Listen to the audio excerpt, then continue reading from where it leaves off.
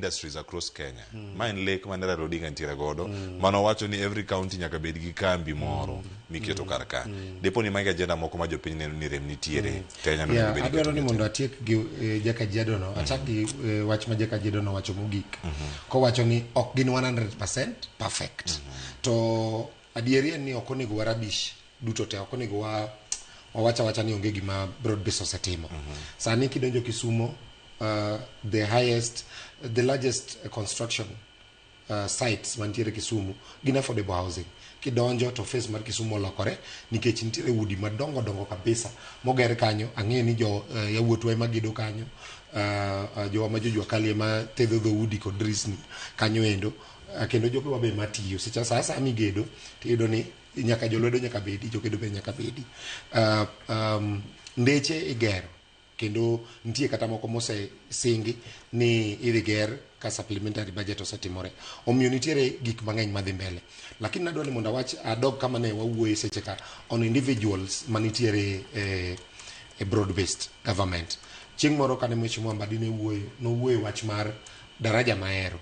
Daraja Mahero e daraja mo connect, e daraja kende mo connect the entire eastern region, western mangima. Ngata madhi Kakamega, ngata madhi kamora mora, madhi Kisumu, madhi Siaya, duto te nyaka lu daraja Mahero. Tido ka daraja Mahero tin kendo daraja Mahero samoro pi pongo.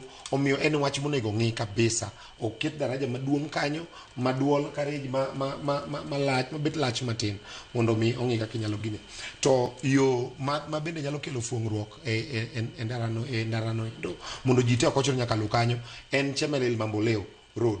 Ema sani odhi mbele kendo osewuok Mamboleo obare mana gichopo Chemelil. Kodhi Nandi, koni baro dhi Nandi moro ni dhi Muroni Junction.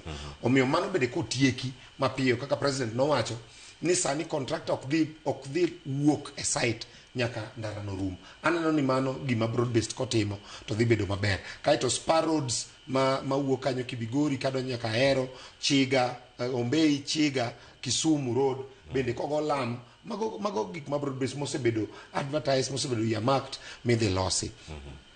Wach mar IDs kendo ka nadwa ni mondo apongeza migosi Dr. Raymond Omolo nyocho biro gi program mar tero ID or government services, ID, birth registration, death registration, weche duto te mag huduma itero e kor gwenge. Nyocha neno kokel Koru, Muroni, Nyakach and all the places. And adwaro ni mondo joge wa duto te mantiere broad based okopi mtindo no endo mar kao services tero ne jopiny. Nikech seche ma ng'ato nigi kipande onyalo timo a lot of other things mane nyalo tame kane ok otima. Omiyo responsibility mar nego ywak mineno jowa ywago ni. Nikech ka indi nyaka wawach adier Cleophas, nyaka wawach gigo matimore gi gigo ma ok timre. The first program mar president a broad based ne en infrastructure. Kani ng'iyo manifesto mar Azimio, Jakom Raila Odinga kane wuoyo ne wacho ni infrastructure yore wa nyaka losi.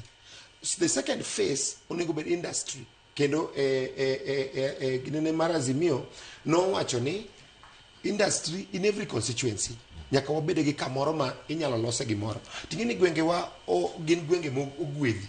Iyudo ka gweng ka gweng, constituency ka constituency nigi gir gimoro kanyo ma gipidho. Kidhi kaka for example Rangwe, Kochia, nitiere mananas kanyo, nitiere njugu kanyo.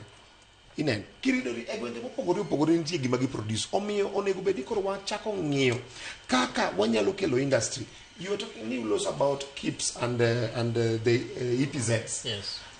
No, kane Moses Kuria, minister mar trade no wuotho koyao kuonde mag industries gieki, EPZs gieki, kuonde makoro industries di bede. Ichoko kamoro achiel tikelo industries mang'eny bedo kanyo. National government they go low portion of the money, to county government they go low portion of the money. But iyudo ka gigo no kaka wach KEBS go no the mosim manyaka sani koro onge mosetiek kata achiel. Depo ni mano lek moro mar jo Azimio mano dhi molala. Ng'eni ka